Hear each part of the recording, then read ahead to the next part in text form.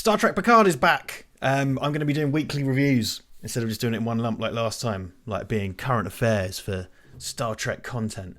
So look, there's a link in the description for my review with Ivan of Star Trek Picard Season 1, which, for my money, was a completely unmitigated disaster.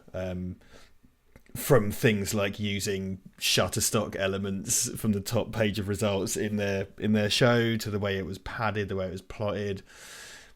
Horrible mess.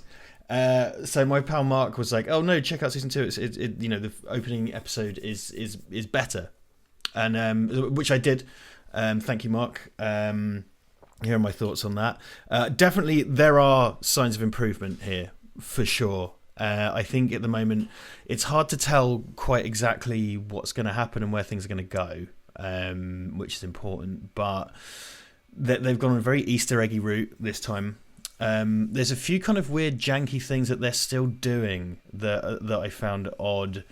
But anyway, there will be spoilers in this, so please note spoilers for this review of Star Trek Picard, such as it is. We have returning cast members, obviously from season 1. They all more or less seem to have joined Starfleet now. Captain Rios is like a captain of the Stargazer, so they've got the new model Stargazer. Last season had a kind of overarching thing about the Borg and androids and Romulans. We're back with Borg again, and what appears to be some variation on the Borg Queen, that looks like something from like a kind of Daft Punk video now, but whatever. Modern Star Trek seems very obsessed with anomalies in space, which Star Trek has always had, but it seems like every Star Trek series seems to be about an anomaly in space. And what annoyed me about this was they find a big green anomaly in space. Now, green traditionally is the colour of the Borg. They find a big green anomaly in space. From within the big green anomaly, there is a voice saying, I can't remember exactly the phrasing, but like, "We need Picard," or "Where is Picard?" in a Borg voice. And when they get Picard and send him to the anomaly and he says, "Hello, I'm Picard," the Borg come out and they're all surprised. It's like, okay, yeah, fine, right, okay, good, yeah, totally fine. So stuff like that, it just felt a bit kind of dumb. It's kind of the dumbitude of Picard Series 1. Things I liked, for example, they had a thing in the first season where they would just cut and paste the same spaceship over and over. They do a kind of big spaceship battle scene, and it's all different varieties of ships, so it kind of feels a bit more like Star Trek normally would. With these things, I really don't like Star Trek Discovery as well, for example, but they are really beautifully made. I mean, they look amazing. They look like movies, and I feel like they're not the most expensive things that Paramount and Amazon are making, but they look fucking lovely. They look so good. The whole kind of cinematic element, there's lots of kind of elements of Star Trek returning visually, which is great. I think what's happened so far, which is about to disappear, because we've seen for those who've seen the trailer, not enough of Star Trek Picard took place on Federation ships for my liking. It felt more like a spin-off than a Star Trek show, and this has people on the bridge of the new Stargazer in Federation uniforms doing Federation shit, and it's kind of what I want from Star Trek. I'm sorry, particularly if it's like a Picard show. So that was there, which was nice. People running around doing Star Trek stuff. That was all good.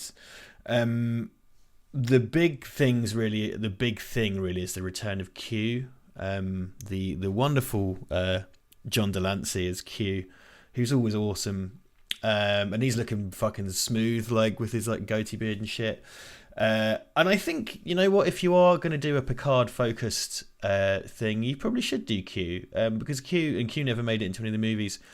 Q dates back to Encounter at Farpoint, like the first TNG episode, and those two characters, histories and fates are inextricably tied together. So that's a good thing. I think it's something, if you're going to do this, let's do it. I'm going in with an open mind because I hated the first season, but I'm going to go in with an open mind for this one. I think the first season might have even been worse than Star Trek Discovery, which really is saying something, just to set out my stool, just so we know where we are right now. There's something that this show does. Season 1 did it and this did it, that I find quite odd, and it feels... How best to explain it? if you use the same word twice in a sentence, that sentence can feel quite clunky. So, I need to work, I'll do that at work. It just sounds weird, and it's not incorrect, it's just weird. So there was a weird thing in the first season where they cast, and it's not this person's fault, but they cast an actor who looks exactly like Marina Sirtis in a completely unrelated role. And you just spend the whole episode going, but is she going to be somehow related? Like, if she wanted someone to play a young Troy, that's who you'd get. And it's like, is she going to express some kind of relationship with Councillor Troy? And it was completely unrelated. They just had this, and it was this weird kind of, in terms of visual grammar, it was kind of a mistake based on our baggage. What this episode has to do is it brings back two immortal characters separate from each other. So you have Guinan, played by Whoopi Goldberg, returning, now running a bar at 10 Forward Avenue, LA. 10 Forward, which in itself is a bit clunky. And she has to, because, these are normal humans, and actors are not really in Star Trek, you have to explain why Guinan looks old now. And Guinan has to do a line saying, I decided to age up so I'd fit in because it weirds you lot out. Okay. Fine, you have to explain how that. But the thing is, they bring back Q in the same episode, and Q does the same thing. They do quite a good de-aging on John Delancey, so he appears and speaks to Jean-Luc, and he ages himself up to match, and that's quite neat in isolation. But when the same things happen twice in one episode, it's just odd. It's jarring and strange and just kind of weird. So the other thing is that.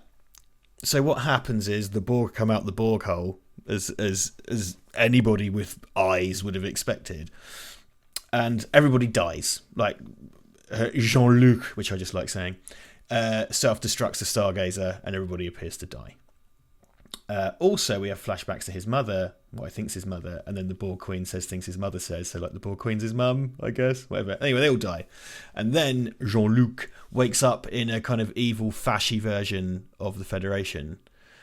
And again, much like using a word twice in the same sentence and it kind of feels odd and clunky, it's not the mirror universe. That already exists in the Star Trek lore. You have the mirror universe, but this is just an alternate timeline which we presume Q's created, which is really like the mirror universe.